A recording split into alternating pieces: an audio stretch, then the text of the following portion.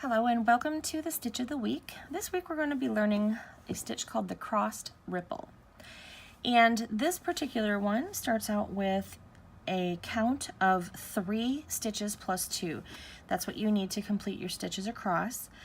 So I started with 33 because of course you have to start with what's divisible first, and it's 3. So I start with 33 and then you have to add 2. So it's 3 plus 2, okay? Now we have enough space for all of our repeats across. And then it also requires you to put plus 1 for the foundation chain. So in total, I have 36, but it's because I started with a base of 33, then 2 for my stitches, and 1 for the foundation row. All right, so at this point, we're going to single crochet in the second chain from the hook, and we're going to single crochet in each of the stitches going across. This is going to be considered the wrong side of our work. So if you want to, you can stop and put a stitch marker into the right side of your work if you want to mark that so that you don't forget which side is your right side.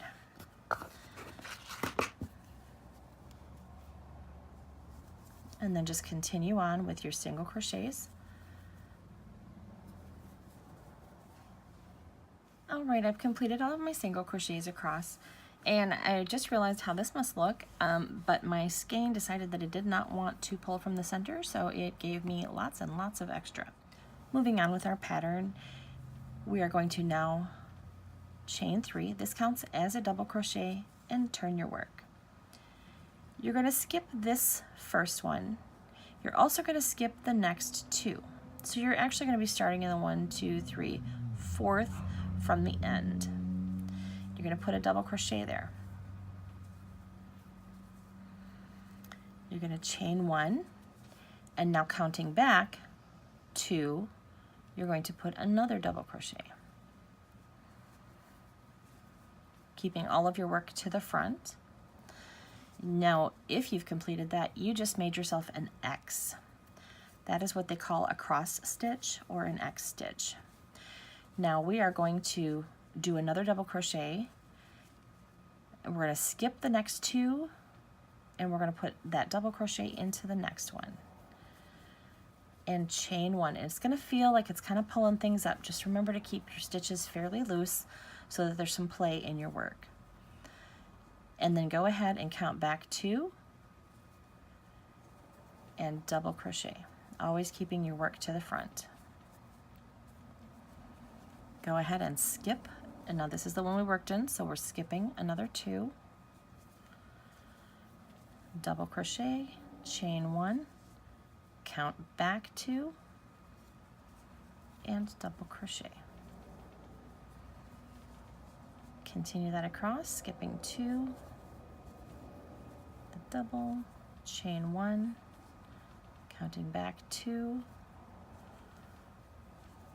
another double. Skipping 2,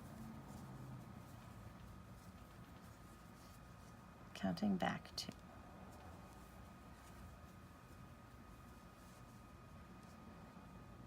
The biggest and trickiest part is going to be making sure that you're not working into this stitch or using that as a counting point so that you don't end up off.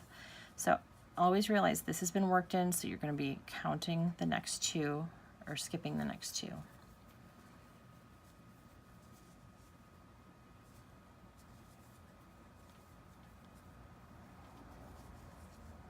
Skipping 2.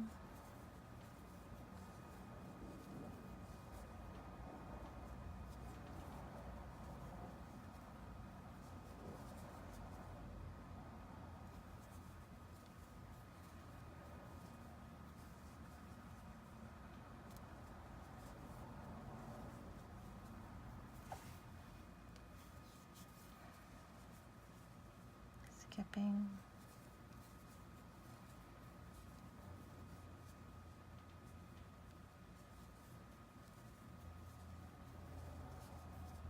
Almost to the end of this row.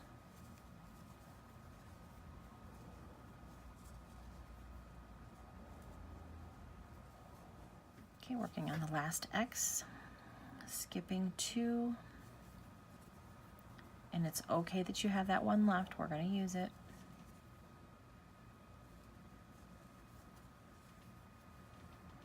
And then go ahead and double crochet into that last single crochet from the beginning and chain 1. So laying this down, this is how your row should look. I'll bring it, actually, we'll do this. We'll bring it up closer to the camera so you can see it better. This is how your X's should look, actually on both sides. Now this is going to be your wrong side, and I'm going to show you on this one that I already made. It makes a fairly flat side, and if you rub it this way, it's very soft, and if you go this way, it like lifts up all these nubbies. So it's going to make a really great dishcloth. All right, so go ahead and turn your work to the wrong side.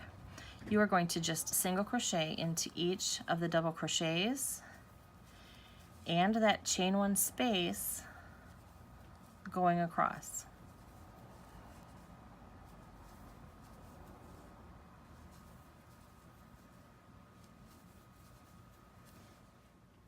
All right, and here I've completed all of the single crochets going across the wrong side of my work. Now, we are going to once again do a cross going back this way, and we are going to count this as our double crochet, but only chain 2 and do it fairly, loosely, not so that you've got big loops, but we're going to be doing a stitch that kind of pulls everything down. And I have found in working this pattern more than once now that when I do a full chain 3 on the sides, this edge gets very, very loopy and I don't like it. So that's why I've changed it to a chain 2. You are welcome to do a chain 3 if it makes you feel like you're getting more of the traditional double crochet, but in a minute, hopefully my strategy makes sense.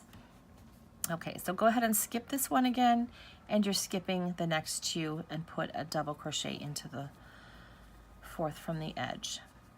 Chain 1 again. Now here's where things are going to get a little bit different. You're still going to go back the 2, but what you're doing is going a row below around the double crochet from the first X, but you want to grab the one that's actually behind and to the right, and you're going to do a front post double crochet around that. And see, this is where the chain 3 gets really, like, it sticks out real bad on the side, because this is all going to be a very squishy row. Okay, skipping 2 again, do the next double crochet, chain 1, and working around the post of the double crochet to the right of the bottom X.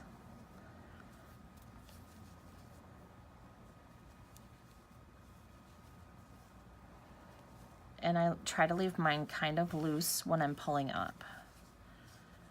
All right, skipping 2,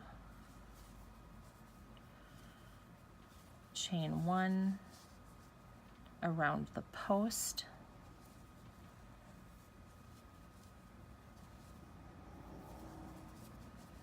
skipping 2, double, chain 1 around the post,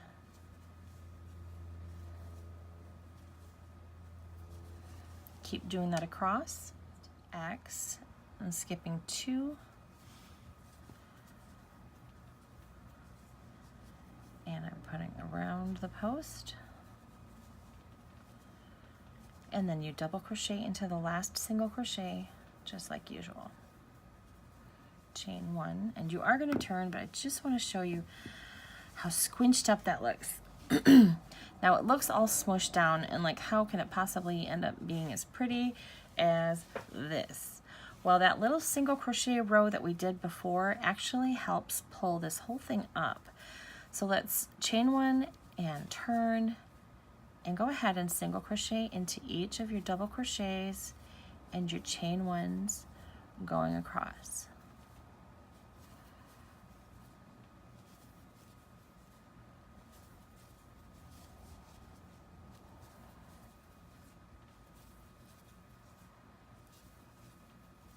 I'm just going to stop real quick. Can you see how it just adds some clarity to the top of that row? So you're going to end up with these fairly large holes down here in your initial round, which are not going to show up in your later rounds. You are, however, going to have them on your finished product.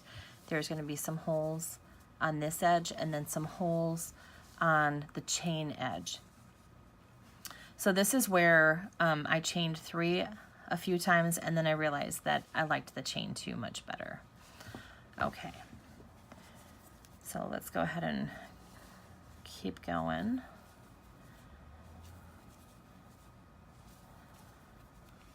Alrighty, I am up to the chain 2 that I'm counting as my double crochet. I know it's not technically, but I'm doing this because I like the shorter stitch in there, and I'm putting a single crochet. And I'm going to chain 2 again and turn. And see how the chain 3 just has a lot more like room and space. Okay, so we're going to do that again. And basically at this point, all we're going to be doing is repeating this crossover row and the single crochet. So counting in 1, 2, 3, 4, that's where we put our first double. And we chain 1. And now working around the post of this X down here, but the one to the right and behind, go ahead and X. Skipping 2, chain 1, and do it again.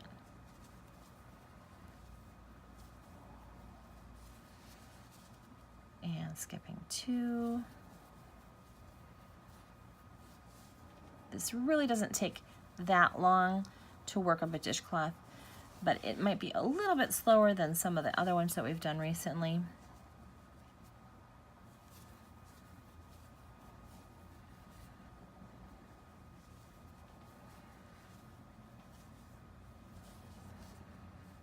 Skipping 2.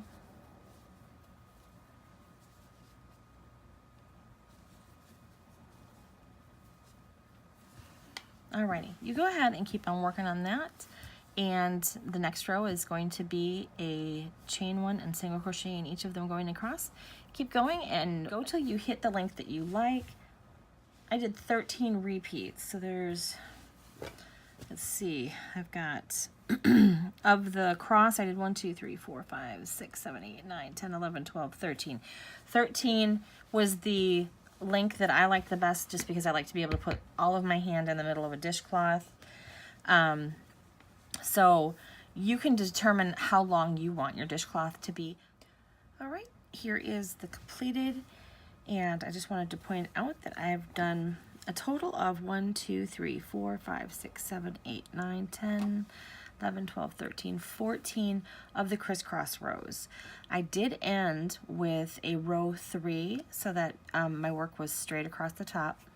And then because that is done on the back side of the work, I chained 1 and I did a single crochet border all the way around with a chain 2 in each of the corners.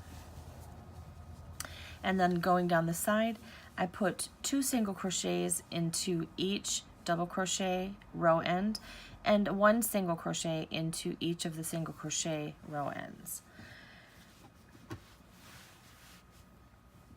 We have a finished size of 8 inches by 8 3/4 inches. So that's a pretty decent sized dish rag. All right, I hope that you've enjoyed this week's Stitch of the Week. It is the Crossed Ripple, and we'll see you next week.